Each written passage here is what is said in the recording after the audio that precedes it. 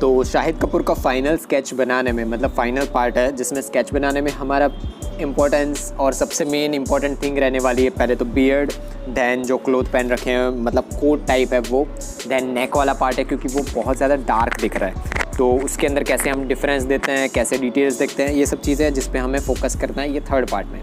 तो बियर्ड की चीज़ ऐसी है कि जैसे कि आई लैशेज़ होते हैं, जैसे आईब्रोज होते हैं, ये सब बहुत छोटे छोटे बारीक बाल होते हैं, तो वैसे ही जो बियर्ड वाले बाल होते हैं वो भी बहुत छोटे होते हैं और उसको ट्रिम करने के बाद जैसे चिक वाला पार्ट है, गाल वाला पार्ट है जो शाहिद कपूर का, वहाँ पे थोड़ी बहुत फेडेड है, वहाँ पे छोटे छोटे बाल हैं बियर्ड के। बट जो चिन वाला पार्ट है, मतलब जो बियर्ड वाला मेन पार्ट है, वहाँ पे बहुत ज़्यादा डार्कर हेयर्स हैं। बट चीज़ ये है कि अगर आप वो सारे पार्ट को ब्लैक कर दोगे कंटिन्यू और छोटे छोटे हेयर्स बना दोगे तो उसका कोई मतलब नहीं है। इसीलिए मैं रिकमेंड करता हूँ कि हमेशा बॉक्स बाय बॉक्स जाओ, छोटे बॉक्स के अंदर देखो कि कितने हेयर्स हैं। आप सारे हेयर्स तो नहीं बना पाने वाले हो, बट जितने हेयर्स दिख रहे हैं, जैसे कि आप ट्रेस कर दिया पहले आउटलाइन पूरी कि कहाँ से कहाँ तक आपको बियर्ड बनानी है, तो उसके लिए आप पहले तो हार्ड चारकोल पेंसिल यूज़ करो। हार्ड चारकोल पेंसिल से ट्रेस कर दो। हार्ड चारकोल पेंसिल को यूज़ करके बहुत छोटे छोटे बारीक बाल बना दो और उसके बाद उसको ब्लेंड करो। आप पहले तो ब्लेंडिंग स्टम्प आप यूज़ मत करना, कभी भी छोटे हेयर्स बनाने हो तो उसके लिए ब्लेंडिंग स्टम्प यूज़ मत करना। और चीज़ ये है कि ब्लेंडिंग स्टम्प तो हमने यूज़ कर दिया, अगर हमने गलती से बेस लेयर में यूज़ कर दिया तो चलेगा, बट हमने फर्स्ट लेयर होती है जैसे कि जो थोड़े बहुत हेयर्स और बनाने हैं बियर्ड के, उसको अगर आप ब्लेंडिंग स्टम्प से यूज़ करोगे तो कम्प्लीटली ब्लैक दिखेगा।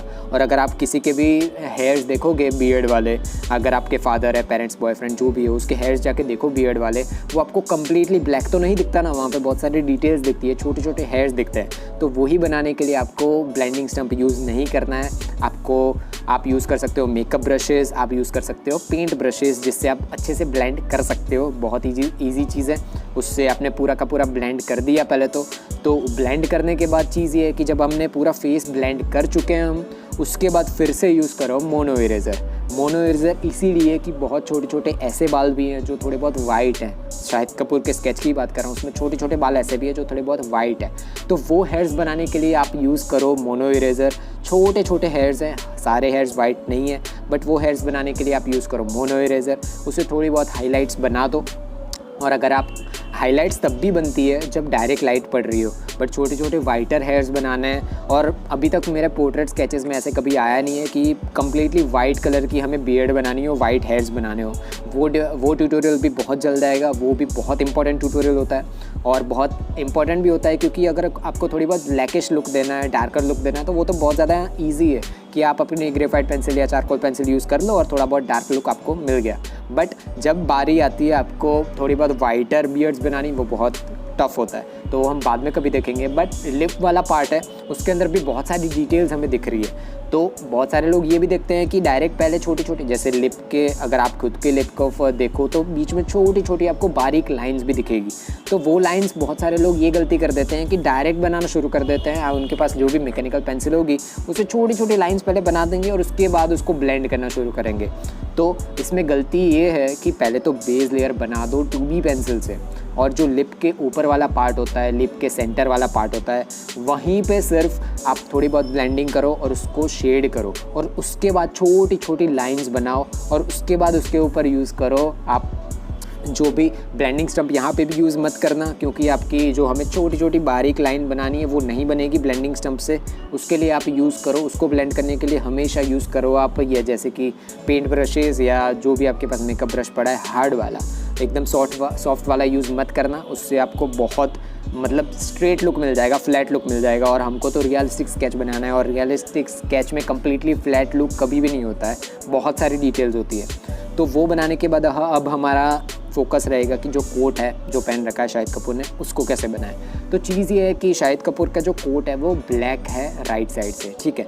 और बहुत सारे ऐसे भी पार्ट है जहाँ पे डायरेक्टली लाइट पड़ रही है। वैसे जो कलर वाला पार्ट है, जो मतलब मेरे पास जो पोर्ट्रेट है शाहिद कपूर का, उसमें कलर्ड है, ब्लू कलर का है। तो ब्लू कलर में बहुत सारे डिफरेंसेस भी पड़ रहे हैं। और जैसे कि लाइट सोर्स हमारा लेफ़्ट साइड में, तो ऑफकोर्स जो लेफ़्ट साइड वाला शोल्डर है और जो शोल्डर के ऊपर कोट है वो पूरा का पूरा हमें लाइट दिखने वाला है। वो वाइट नहीं है, मैं लाइट बोल रहा हूँ, लाइट ब्लू। तो लाइट ब्लू कलर तो हम ब्लैक एंड वाइट में नहीं बना सकते ग्रेफाइट पेंसिल से, तो उसी के लिए पहले आप ग्रेफाइट पेंसिल को मत यूज़ करना। कोट बनाने के लिए उसके लिए आप चारकोल पेंसिल यूज़ करो। जैसे कि मैं हमेशा बोलता हूँ कि कोई क्लोथ्स है, ऑर्नामेंट्स है या कुछ भी पहन रखा है किसी ने, तो वो बनाने के लिए हमेशा यूज़ करो चारकोल पेंसिल्स, क्योंकि चारकोल पेंसिल हमें थोड़ा बहुत डार्क लुक देती है और एक मटीरियलिस्टिक लुक देती है। तो उसी की वजह से आप पहले तो आप शेड बना दो हार्ड चारकोल पेंसिल से, और उसके बाद बेस बाय बेस लेयर जाओ। और अब हमारा फोकस रहेगा नेक वाले पार्ट में। और जैसे कि हमको पता ही है कि लेफ़्ट साइड में हमारा लाइट सोर्स है, तो ऑफ कोर्स सारा डार्क वाला पार्ट कहाँ पड़ने वाला है, नेक के राइट साइड में, वहाँ पे डार्कर लुक हमें मिलने ही वाला है। तो वो डार्कर लुक बनाना है हमें, तो उसके लिए हमेशा की तरफ पहले बेस लेयर बना दो, ट्रेस कर लो, क्योंकि जैसे कि हमारा जो नेक बोन होता है, नेक के पास जो बोन होता है, वहाँ पे भी डार्कर लुक्स हमें मिलते हैं, क्योंकि वहाँ पे भी तो शेड्स बनेगी। जहाँ जहाँ पे बोन्स होंगे, जहाँ जहाँ पे कुछ रुकावट आएगी, लाइक जैसे कि फेस है, तो लेफ़्ट साइड में से अगर लाइट पड़ रही है तो ऑफकोर्स राइट साइड वाला पार्ट सारा डार्क ही दिखने वाला है। तो जहाँ पे भी लाइट के लिए रुकावट आएगी, उसके अपोजिट साइड में डार्कर लुक बनने वाला है। तो नेक बोन वाला पार्ट है वहाँ, वो तो डार्क दिख रहा है उसके साइड में, तो उसी की वजह से पहले उसको ट्रेस कर लो मैकेनिकल पेंसिल से, जैसे कि बॉक्स बाय बॉक्स है, ताकि आप भूल ना जाओ कि कहाँ पे डार्कर लुक है, कहाँ पे लाइटर लुक है। तो वो पूरा हमने बना दिया। उसके बाद फिर से आप यूज़ कर सकते हो 2B पेंसिल को ब्लेंड कर दिया। यहाँ पे भी आप ब्लेंडिंग स्टम्प को यूज़ मत करना, ब्लेंडिंग स्टम्प फाइनल लेयर पे आएगा। मैं तो कहता हूँ फाइनल लेयर पे भी यूज़ मत करना ब्लेंडिंग स्टम्प, जहाँ तक बारी आती है हमारे स्किन टेक्सचर बनाने की। तो पहले तो उसको ब्लेंड कर दो, ईयरबड या फिर आपके पास जो भी मेकअप ब्रश या पेंट ब्रश जो भी आपके पास, उससे आप ब्लेंड कर दो।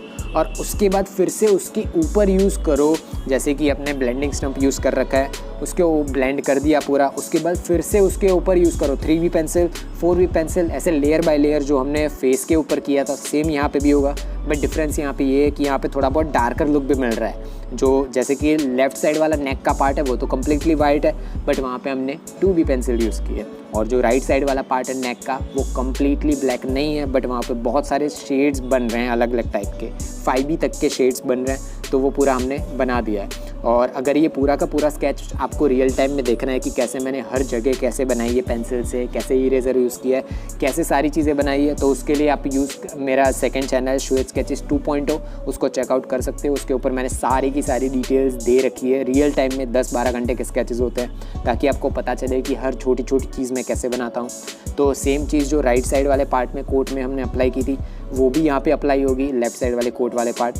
बट डिफरेंस यहाँ पे ये होगा कि जो लेफ़्ट साइड वाला कोट वाला पार्ट है वहाँ पे थोड़ा बहुत लाइटर है, तो उसी के लिए आप हार्ड चारकोल पेंसिल को बेस लेयर की तरह पूरा ब्लेंड कर दो, पहले अप्लाई कर दो, क्रॉस हैचिंग मेथड यूज़ करके पूरा बना दो पहले बेस लेयर, उसको ब्लेंड करो ब्लेंडिंग स्टम्प से। और क्लोथ है इसलिए आप ब्लेंडिंग स्टम्प यूज़ कर सकते हो, और उसको ब्लेंड करने के बाद फिर से फाइनली डार्कर लुक दे दो सॉफ्टर पेंसिल से। तो बस इतना ही था इस ट्यूटोरियल में। अगर आपने कुछ भी सीखा है इस ट्यूटोरियल से तो सब्सक्राइब कर दो और एक लाइक छोड़ दो, कमेंट कर दो अगर कोई भी क्वेश्चन और क्वेरीज हो आपके इस ट्यूटोरियल के रिगार्डिंग। तब तक के लिए ध्यान रखो खुद का, और जिनसे प्यार करते हो उनका भी। आपका चित्रकारिक दिन हो। टट्टूज।